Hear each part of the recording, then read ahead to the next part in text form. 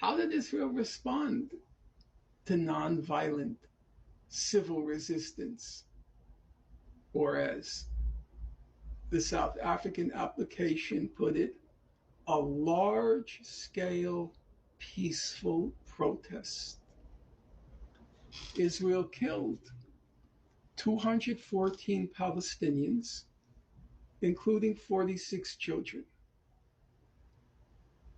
The next figure even surprised me. I had followed events very closely, but I was surprised. 36,000 Palestinians in Gaza, including 9,000 children, were injured, including 5,000 Gazans who were shot in the lower limbs, many while standing unarmed hundreds of meters away from the Israeli snipers.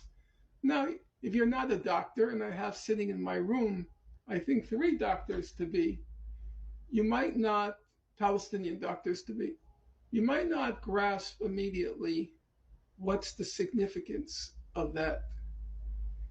The Israeli snipers, Israel's best sharpshooters, were lined up along the perimeter of Gaza, and they took aim at the kneecap and below in order to inflict permanent life injuries on these people.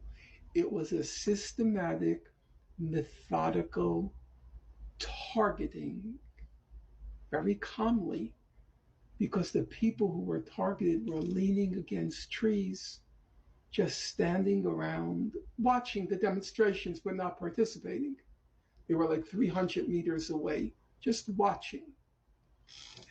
And they were targeted at their kneecap or below, so they would for life be in a wheelchair, paralyzed, or on crutches. 156 of them had to have at least one limb amputated, and over 1,200 required specialized limb reconstruction treatment.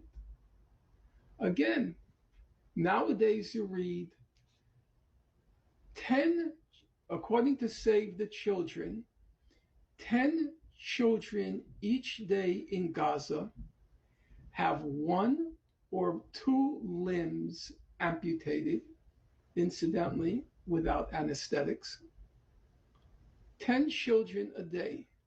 So obviously, the numbers are much higher now. But is it new? No. During the nonviolent March of Return, Great March of Return, they were targeting the kneecaps, and 156 of them had to have their limb amputated. 1,200 required reconstruction treatment.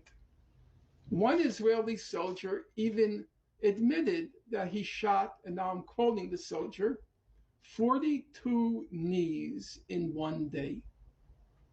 42 knees in one day. And that was a source of pride.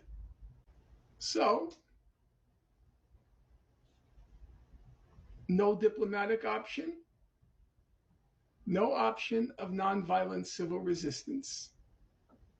What were they supposed to do?